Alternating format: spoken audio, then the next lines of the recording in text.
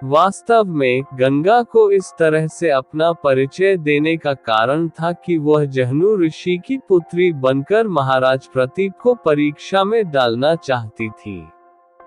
यह उनकी ध्यान में एक उच्च स्तर की सामाजिक और आध्यात्मिक संस्कृति का प्रतिबिंब प्रस्तुत करने का प्रयास था, जिसमें वे अपने असाधारण आत्मा और सत्य के माध्यम से विवेक और नीति को प्रकट करना चाहती थी।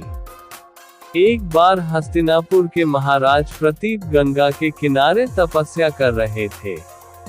उनके रूप सौंदर्य से मोहित होकर देवी गंगा उनकी दाहिनी जांघ पर आकर बैठ गई। महाराज ये देखकर आश्चर्य में पड़ गए। तब गंगा ने कहा, हे राजन, मैं जहनु ऋषि की पुत्री गंगा हूँ और आपसे विवाह करने की अभिलाषा लेकर आपके पास आई हूँ। इस पर महाराज प्रतीप बोले, गंगे, तुम मेरी दाहिनी जांघ पर बैठी हो। पत्नी को तो वामांगी होना चाहिए, दाहिनी जांघ तो पुत्र का प्रतीक है, अतः मैं तुम्हें अपने पुत्रवधू के रूप में स्वीकार करता हूँ। ये सुनकर गंगा वहां से चली गई। अब महाराज प्रतीप ने पुत्र प्राप्ति के लिए घोर तप करना आरंभ कर दिया। उनके तप के फलस्वरूप उन्हें पुत्र की प्राप्ति हुई, जिसका नाम उन्होंने शांतनु रखा। शांतनु के युवा होने पर उसे गंगा के साथ विवाह करने का आदेश दे महाराज प्रतीप स्वर्ग चले गए। पिता के आदेश का पालन करने के लिए शांतनु ने गंगा के पास जाकर उनसे विवाह करने के लिए निवेदन किया। गंगा बोली, राजन, मैं आपके साथ विवाह तो कर सकती हूँ, किंतु आपको वचन देना होगा कि आप मेरे किसी भी कार्य में हस्तक्षेप नहीं करेंगे। शांतनु ने गंगा के कहे अनुसार वचन देकर उनसे विवाह कर लिया। गंगा के गर्भ से महाराज शांतनु के 8 पुत्र हुए, जिनमें से 7 को गंगा ने गंगा नदी में ले जाकर बहा दिया और अपने दिए हुए वचन में बंधे होने के कारण महाराज शांतनु कुछ बोल न सके। जब गंगा का 8वां पुत्र हुआ और वह उसे भी नदी में बहाने के लिए ले जाने लगी, तो राजा शांतनु से रहा न गया और वे बोले, गंगे, तुमने मेरे 7 पुत्रों को नदी में बहा दिया, किंतु अपनी प्रतिज्ञा के अनुसार मैंने कुछ न कहा। अब तुम मेरे इस 8वें पुत्र को भी बहाने जा रही हो। मैं तुमसे प्रार्थना करता हूँ कि कृपा करके इसे नदी में मत बहाओ।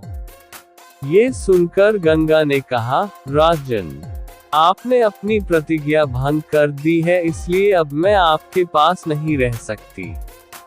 इतना कहकर गंगा अपने पुत्र के साथ अंतर्ध्यान हो गई।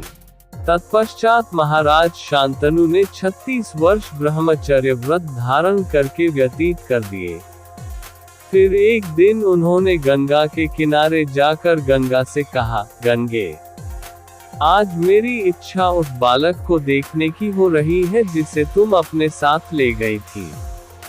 गंगा एक सुंदर स्त्री के रूप में उस बालक के साथ प्रकट हो गई और बोली, राजन, यह आपका पुत्र है तथा इसका नाम देवव्रत है, इसे ग्रहण करो। ये पराक्रमी होने के साथ विद्वान भी होगा। अस्त्र विद्या में ये परशुराम के समान होगा। महाराज शांतनु अपने पुत्र देवव्रत को पाकर अत्यंत प्रसन्न हुए और उसे अपने साथ हस्तिनापुर लाकर युवराज घोषित कर दिया। एक दिन महाराज शांतनु यमुना के तट पर घूम रहे थे कि उन्हें नदी में नाव चलाते हुए एक सुंदर कन्या दृष्टिगत हुई। उसके अंग अंग से सुगंध निकल रही थी।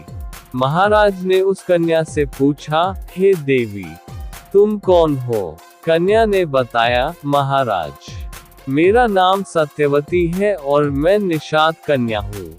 महाराज उसके रूप यौवन पर रीझ कर तत्काल उसके पिता के पास पहुँचे और सत्यवती के साथ अपने विवाह का प्रस्ताव किया। इस पर धीनवग निषाद बोला, राजन, मुझे अपनी कन्या का आपके साथ विवाह करने में कोई आपत्ति नहीं है, परंतु आपको मेरी कन्या के गर्भ से उत्पन्न पुत्र को ही अपने राज्य का उत्तराधिकारी बनाना होगा। निषाद के इन वचनों को सुनकर महाराज शांतनु चुपचाप हस्तिनापुर लौट आए। सत्यवती के वियोग में महाराज शांतनु व्याकुल रहने लगे। उनका शरीर दुर्बल होने लगा। महाराज की इस दशा को देखकर देवव्रत को बड़ी चिंता हुई।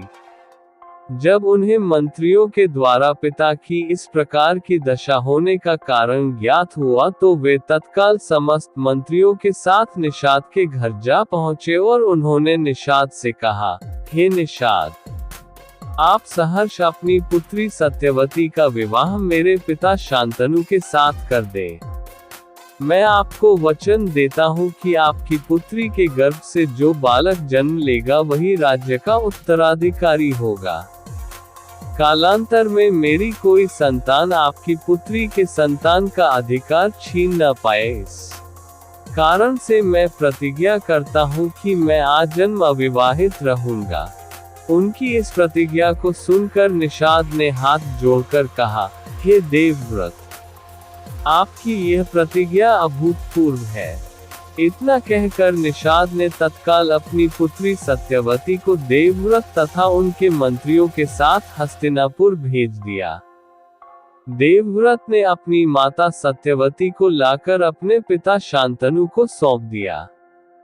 पिता ने प्रसन्न होकर पुत्र से कहा, वत्स, तूने पितृभक्ति के वशीभूत होकर ऐसी प्रतिज्ञा की है जैसी कि न आज तक किसी ने किया है और न भविष्य में करेगा।